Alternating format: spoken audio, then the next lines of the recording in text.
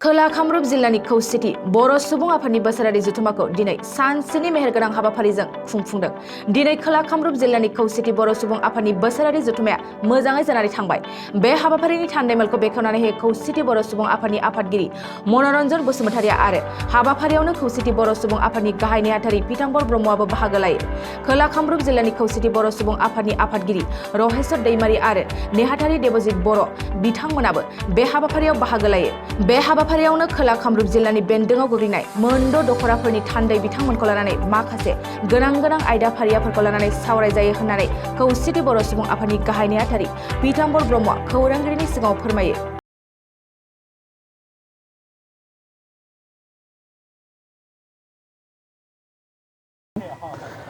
दिनै खौसेथि बर' सुबुं आफाद खोला कामरुप जिल्लानि बोसोरारि जथुम्मा बे जथुम्मानि दिनै थान्दै मेल बे थान्दै मेल बेखेवनाय हिसाबै मेरुनि मानगोनां आफादगिरि मनरन्जन बसुमतारि बिथाङा बे मेलखौ बेखेवफैदों।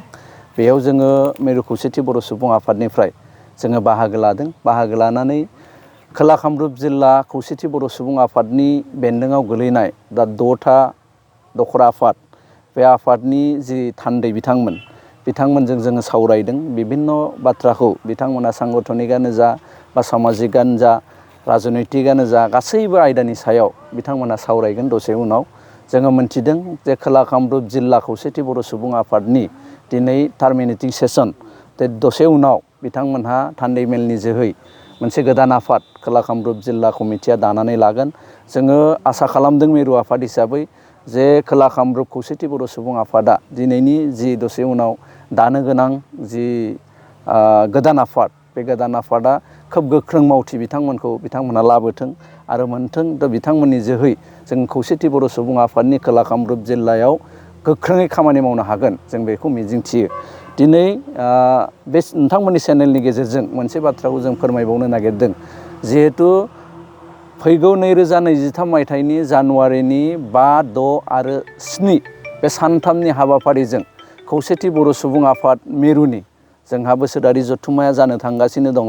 बे जथुम्माखौ जोङो गुवाहाटीनि श्रीमन्त शंकरदेव कलाक्षेत्र बेयाव जोङो खुंगोन। इतिमध्ये बे मेलाव फैगोन आलासिफोरखौ जोङो हांख्रायदों। बे 5 अक्ट'खालि जोंहा थान्दै मेल जि फार्स्ट जिरायनाय बे थान्दै मेल जिरायनायाव जर'खा आलासि हिसाबै जोङो आसामनि इउनियन मिनिस्टार मानगोनां रामदास आठवाले बिथांखौ जोङो हांख्रायदों आरो बिथाङा फैनायनि बाथ्राखौ जोंनो होदों। बिनि अनगायै 6 अक्ट'खालि बर'नि गासिबो माहारियारि आफाद दुलाराय बर' फरायसा आफाद, बर' थुनलाइ आफाद, दुलाराय बर' आइजो अनसाय आफाद, बर'नि धोरोम आफादफोर बिथांमोनखौ गासिबखौबो हांख्रायदों जोङो नैबे मेलाव बाहागो लानो थाखाय। बिनि अनगायै 7 अक्ट'खालि जि जोंहा गेवलां मेल दङ बे गेवलां मेलाव गाहाय आलासि महरै आसामनि गिबि मन्थ्रि मानगोनां डक्टर हिमन्त बिश्व शर्मा बिथाङा इतिमध्ये जोंनो कनसेन्ट होदों बे मेलाव थांगोनखौ। दा बेजों लोगोसे आसामनि गोबां मन्थ्रिफोर जेरै इउजि ब्रह्म बिथां जोंनि बर'नि सासेल' मन्थ्रि दा दिनैनि आसाम सरकाराव बिथाङाबो जोंनि मेलाव फैनायनि थाखाय कनसेन्ट होदों। इतिमध्ये जों लेंदों। आसाम सरकारनि मानगोनां आसामनि आयेन आफादनि स्पिकार बिस्वजित दैमारि बिथांजोंबो जोङो रायलायबाय। बिथाङाबो जोंनि मेलाव बाहागो लानायनि बाथ्राखौ होदों। जोङो सानदों देग्लाय जि 5, 6 आरो 7 जानुवारि 2023 जोंनि जथुम्मा जागोन। बे जथुम्मायाव जोङो गोबां आयदाफोरखौ रायलायनानै बर'नि गोबां गोरों बिथांमोननिफ्राय जोङो माखासे सुबुरुन लानानै बर'नि गासिबो दोलो माहारियारि आफाद बिथांमोनजों सावरायलायनायनि गेजेरजों थि मोनसे डिसिसन लानानै खौसेथि बर' सुबुं आफादा भबिष्यतनि दिनाव जोङो बर'नि थाखाय मोजां खामानि मावनो थाखाय जोङो थांखि लानो हागोन। बे गासैबो जोंनि एजेन्डा बे एजेन्डाखौ मावफुंनायाव जाहाथे मदद होयो गासैबो रायजो राजाफोरखौ जोङो हांख्रायदों नोंथांमोननि चेनेलनि गेजेरजों। 5, 6 आरो 7 बै सानथामनि जोंनि खौसेथि बर' सुबुं आफादनि जि हाबाफारि मोनफ्रोमबो हाबाफारियाव जोङो गासैबो रायजो राजाखौ जोङो नोंथांमोननि चेनेलनि जुगेदि हांख्रायदों बिथांमोनहा जाहाथे लोबै जोंनि हाबाफारिफ्राव बाहागो लायो।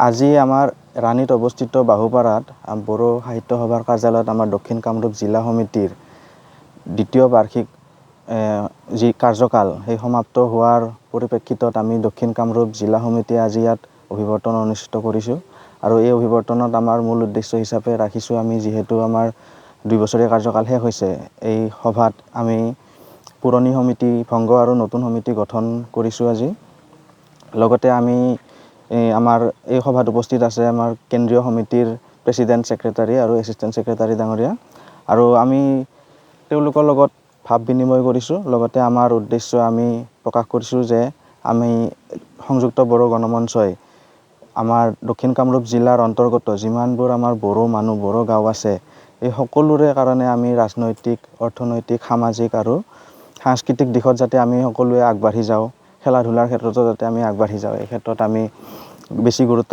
প্ৰদান কৰিছোঁ তাৰ পিছতে আমাৰ কাৰ্যসূচী মতে আমাৰ ইয়াত যি পতাকা উত্তোলন আৰু মূল প্ৰতিনিধি সভাগৃহ উদ্বোধন কৰিছে আমাৰ কেন্দ্ৰীয় সমিতিৰ সভাপতি শ্ৰী মনোৰঞ্জন বসুমতাৰীদেৱে লগতে আমি ভাবিছোঁ লগতে আমি সিদ্ধান্ত লৈছোঁ যে আগন্তুক আমি বড়ো মিডিয়াম স্কুলৰ কাৰণে ইয়াত বেছি গুৰুত্ব প্ৰদান কৰিম আমাৰ ইয়াত দক্ষিণ কামৰূপত বিশেষকৈ আমাৰ বড়ো মানুহ বহুত আছে যদিও বড়ো ভাষা ইমান এটা নাজানে আৰু এই ক্ষেত্ৰত বড়ো ভাষাত আমি অধিক গুৰুত্ব প্ৰদান কৰিবৰ বাবে আমি কেন্দ্ৰীয় সমিতিৰ লগত আমি আলোচনা কৰিছোঁ লগতে আমি এইটো আমাৰ ৰাইজক জানিবলৈ দিছোঁ যে আমি আমাৰ যি নতুন সমিতি গঠন হৈছে এই সমিতিয়ে আগন্তুক পৰ্যায়ত বড়ো জাতিৰ হৈ কেনে বিভিন্ন দিশত আগবাঢ়ি যোৱাত কাম কৰি যাব আৰু সকলো ৰাইজৰ সহায় সহযোগিতাৰ আমি गोसो गुदुं गलादारफोरनि थाखाय मोनसे मोजां खौरां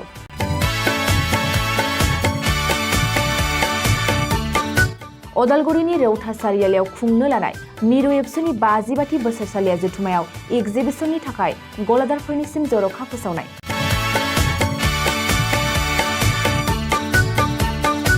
फैगौ 2023 मायथाइनि 26, 27, 28 आरो 29 जानुवारियाव खुंनो लानाय मिरु एबसुनि बोसोरसालिया जथुमायावनो बायदि रोखोमनि मुवा बेसादफोरखौ दिन्थिफुंगोन एक्जिबिशन